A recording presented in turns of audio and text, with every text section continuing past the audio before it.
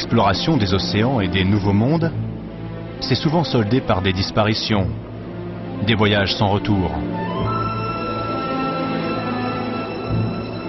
Mais quelques-uns réussirent à passer, rescapés d'un enfer d'autant plus éprouvant qu'à cette époque il était certain que l'on souffrirait du froid, de la faim, de la maladie, des mutineries et des châtiments. Et c'est cette furie qui attend Magellan et ses hommes dans son tour du monde. Le premier dans l'histoire de l'humanité.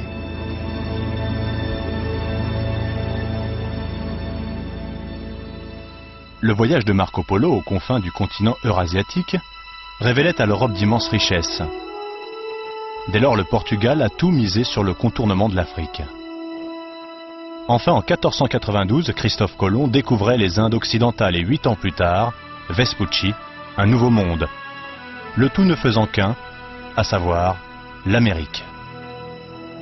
D'immenses richesses sont convoitées, et le pape décrète donc le partage du monde en deux. À droite de cette ligne, les terres nouvelles appartiendront au Portugal, à gauche, à l'Espagne. Mais tout se joue de l'autre côté de la Terre, car dans le prolongement de ce méridien, quelque part, se trouvent les fameuses îles aux épices, les Moluques. La question qui taraude l'Occident est de quel côté sont-elles situées? Appartiendront-elles à l'Espagne ou au Portugal? Ce mystère. Fernão de Magalhães, dit Magellan, est portugais. Il s'est déjà battu aux Indes pour offrir à son pays le contrôle de la route des épices, celle de l'Est, qui contourne l'Afrique. Avec son ami Faleiro, il passe son temps à calculer l'exacte circonférence de la Terre et la vraie position des Moluques. Magellan s'entête. Penché sur la carte du monde et avec les tout derniers rapports des explorateurs, il découvre une information capitale. Un passage existerait au sud du continent américain, au niveau du 42e degré. À cette latitude s'ouvrirait un nouvel océan.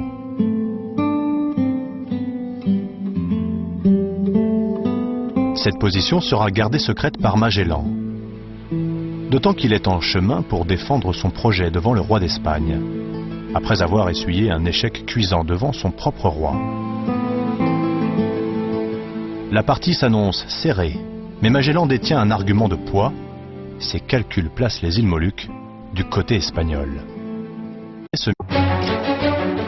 En partant d'Espagne, la route pour faire le tour de l'Afrique ou le tour de l'Amérique est la même, donc il faut naviguer jusqu'au Brésil.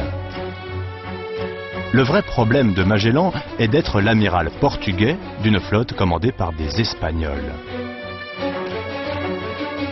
Dès la traversée de l'Atlantique, les tensions montent. Et plus l'exploration avance le long des côtes du nouveau continent, plus le doute s'installe chez les Espagnols. Le fameux passage annoncé par Magellan autour du 42e degré sud se révèle être la gigantesque embouchure du Rio de la Plata, un fleuve qui se perd dans les terres. Tout ce qu'il croyait savoir était tombé à l'eau. Donc il continue à descendre le long de la côte, et il n'y a pas que lui qui s'en a aperçu. Quelques-uns de ses capitaines qui étaient aussi expérimentés que lui ont commencé à se dire, mais où est-ce qu'on va? 40 sud, on a vu où c'était, 42 pourquoi pas, 44 encore pire, et là tous les marins, les capitaines y compris, s'attendaient pas à faire ce type de voyage. Magellan n'est pas du genre à se laisser intimider.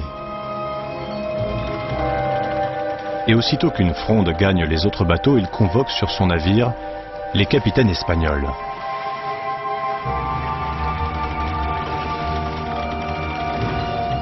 Sûr de son autorité, il n'hésite pas à menacer ses nobles, pourtant nommés personnellement par le roi d'Espagne. Juan de Cartagena, le plus haut gradé et capitaine du navire le mieux armé, est particulièrement visé par Magellan.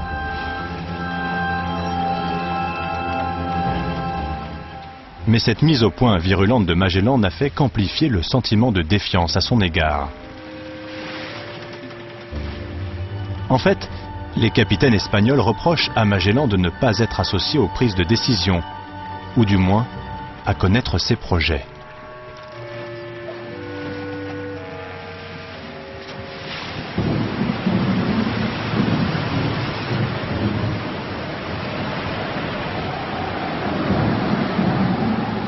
Et l'hiver arrive, le mauvais temps arrive, commence à être un peu court en vivres, et ils vont décider donc d'hiverner vers Saint-Julian, passer l'hiver là pour à la fois refaire les forces des hommes, refaire un petit peu les gréements des bateaux et l'accastillage, et tenter de refaire des vivres à terre.